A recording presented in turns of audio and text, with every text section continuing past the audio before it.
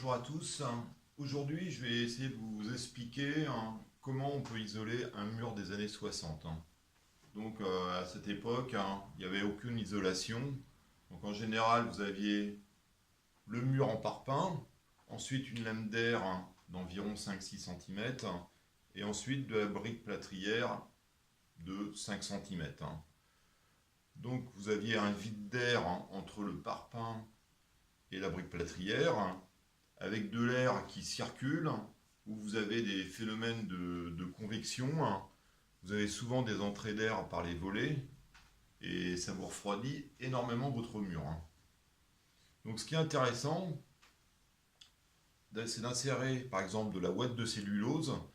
C'est un produit écologique, et en plus qui a un bon déphasage thermique en été, c'est-à-dire que la chaleur va rentrer moins facilement. Bon, là, nous sommes en Bretagne, donc c'est moins intéressant. Mais dans le sud, c'est un aspect intéressant, le déphasage. Donc, actuellement, avec un mur des années 60, j'ai effectué le calcul des résistances thermiques, en tenant compte même des résistances superficielles, la résistance du parpaing, la résistance de l'enduit, la résistance de la lame d'air, la résistance de la brique plâtrière et même du plâtre. Je suis arrivé à un calcul de résistance thermique de 0,8, bon, ce qui est très faible. Il y a moyen donc de l'améliorer en insufflant de la ouate de cellulose. Et j'ai fait le calcul, ça va vous rajouter environ pour 6 cm d'épaisseur 1,5 de résistance thermique en plus. Donc en fait, au global, on va passer de 0,8 de résistance thermique à 2,1 de résistance thermique. Ce qui fait que nous allons être 2,6 fois plus isolés qu'initialement. Donc c'est une opération très intéressante. Donc les différentes phases, il va d'abord falloir effectuer des trous dans le mur, espacés d'environ tous les 80 cm. Avant d'effectuer ces trous dans le mur, comme j'ai du papier peint, j'ai fait des petites incisions en croix pour pouvoir ensuite, quand je vais reboucher les trous, remettre le papier de peint dessus. Et donc ça sera très propre si vous avez bien refait le plâtre avec un couteau à enduire. Avec soin, et on verra presque rien au final. Donc la deuxième étape, après avoir effectué les trous, il faudra malaxer la ouate de cellulose. Moi j'ai pris une grande poubelle, une perceuse avec un malaxeur. J'ai tout mélangé jusqu'à ce que la ouate de cellulose redevienne très souple, et ce qui permettra de l'insuffler dans le mur beaucoup plus facilement. Ensuite, troisième étape, c'est la plus importante, c'est-à-dire remplir la ouate de cellulose entre le parpaing et la brique plâtrière. Pour ça, je vais vous montrer dans la vidéo un petit système que j'ai réalisé, qui est très simple, avec des tubes de PVC en diamètre 40, où j'ai fait un petit trou dans un coude, dans lequel j'insère mon pistolet d'air comprimé.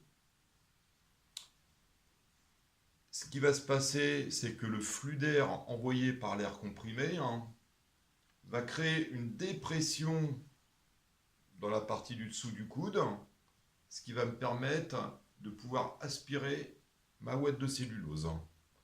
Donc c'est un système très simple et qui fonctionne bien. Voilà, ça vous évitera de louer une machine. Évidemment, ça sera difficile d'avoir la même pression qu'une machine, mais si vous arrivez à mettre 2 kg de ouate de cellulose au mètre carré, c'est le calcul que je vais effectuer, c'est que vous avez bien rempli votre mur. Ça ne sera pas parfait, mais ça sera très suffisant. Voilà. Et la dernière étape, ça consiste tout simplement à reboucher les trous avec du plâtre. Je vous conseille de remplir avec vos restes de morceaux de plâtre, hein, quand vous avez percé vos trous. Donc vous aurez beaucoup moins de plâtre à mettre. Ensuite, vous utilisez de l'enduit de rebouchage et ça sera suffisant, hein. Et après, vous n'aurez plus qu'à recoller votre papier peint. Voilà. Donc, première étape, malaxer, effectuer les trous, hein. Donc, je vais vous montrer la perceuse pour ça. Donc, la première étape consiste à mélanger la ouate de cellulose. Donc, vous pouvez voir, je vais la montrer. Voilà.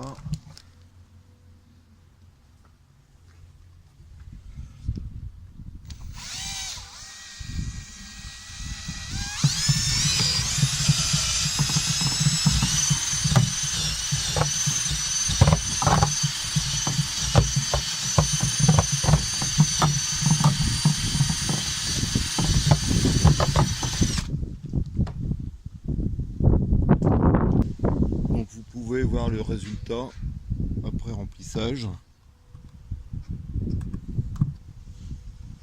Une fois que tout est mélangé. Bon, j'ai effectué les trous avec une perceuse électrique, hein, donc équipée d'une scie cloche de diamètre 67 mm. Voilà, donc j'ai fait tous mes trous avec cette perceuse. Ensuite, ici, là, vous pouvez voir, j'ai transféré toute la ouate de cellulose dans une petite caisse, donc c'est plus pratique. Alors, ensuite, comment est-ce que j'ai fait pour transférer toute cette ouate dans le mur?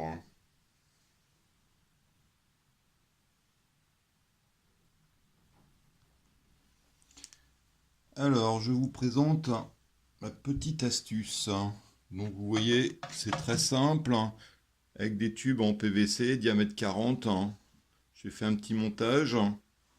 Donc, ce coude qui va rentrer dans le mur. Là, j'ai fait un petit trou qui permet de rentrer mon compresseur. Quand l'air va partir dans le mur, ça va créer une dépression dans ce tuyau en plastique là transparent qui va aspirer la ouate de cellulose. Vous voyez? Donc voilà le principe. Alors voilà mon système. J'ai rentré mon coude dans le mur, diamètre 40. Ce tube, je peux le retirer et le remettre comme je veux. Ensuite, je vais prendre mon bac de ouate de cellulose. Je vais le mettre en dessous. Je le coince comme je peux. Et là, quand je vais envoyer l'air, ça va aspirer à ce niveau-là ma ouate de cellulose. Bon, là je vous le fais pas parce que ce trou il est déjà rempli. Sinon, tout va me revenir à la figure. Voilà donc le système.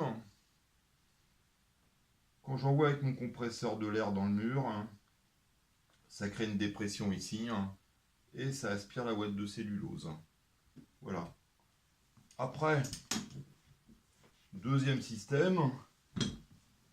Au pire, si vous n'avez pas de compresseur, eh ben, vous pouvez tout simplement rentrer la ouate de cellulose à la main. Et autant vous dire que c'est long. Dans ces cas-là, vous prenez votre bac, vous le mettez comme ça, et vous rentrez dans le mur. Il suffit juste d'être un peu patient. Il faut compter à peu près 1 heure du mètre carré. Donc, alors chose importante, la ouate de cellulose a parfois tendance à se coincer dans le mur. Donc, de temps en temps, moi j'ai utilisé cette espèce une sorte de ressort. En fait, c'est pour le PER, c'est pour le cintrage du PER. Après, vous prenez ce que vous voulez. Donc, je le rentre de temps en temps dans le mur, au fur et à mesure que je remplis, de temps en temps, et comme ça, je décoince bien pour que s'il y a de la ouate de cellulose dans le mur par ici, ça va la faire tomber jusqu'au bas. Et après, ce que je fais aussi, moi j'ai un petit souffleur. Alors ça peut être un aspirateur souffleur par exemple. Je réutilise mon petit coude que je rentre dans le mur. Et là, avec un aspirateur souffleur, j'ai mis un tube PVC diamètre 40. Je le rentre ici et j'envoie de l'air. Alors moi, en fait, c'est un appareil à peinture. Et n'importe quel souffleur, c'est bon. Ce qui permet de bien répartir la ouate de cellulose dans le mur.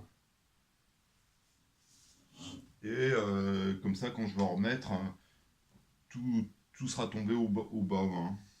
Voilà, c'est pour éviter qu'il y ait des creux. Qu'il y ait des parties qui ne soient pas remplies par la ouate de cellulose. Donc voilà pour les petits trucs. Et après, je recommence à remplir avec mon compresseur, etc.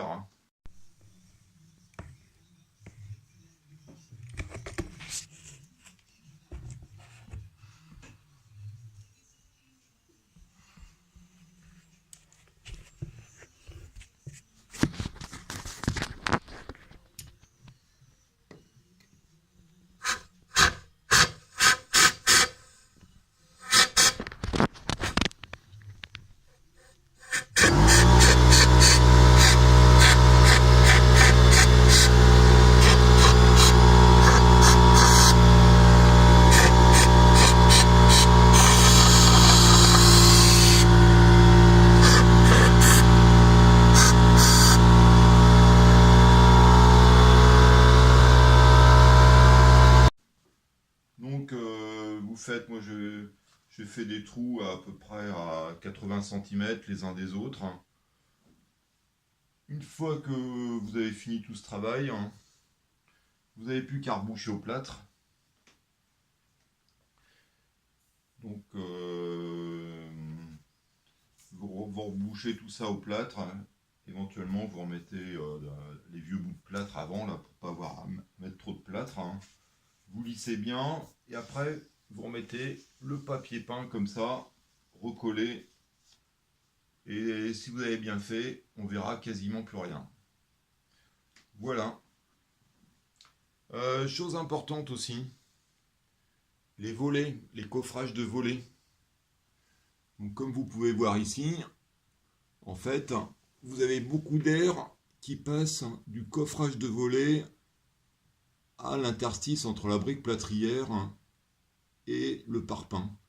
Du coup, vous avez plein d'air qui rentre à l'intérieur de votre mur et ça vous fait un vrai courant d'air. Donc en fait, en faisant cette opération, en remplissant de ouate de cellulose, on gagne encore beaucoup sur ce point-là parce qu'on aura beaucoup moins d'air qui va rentrer dans le mur. Même, je dirais, quasiment plus du tout. Voilà. Donc, et au global, vous aurez gagné... Vous allez gagner, vous allez multiplier par 2,6 votre résistance thermique.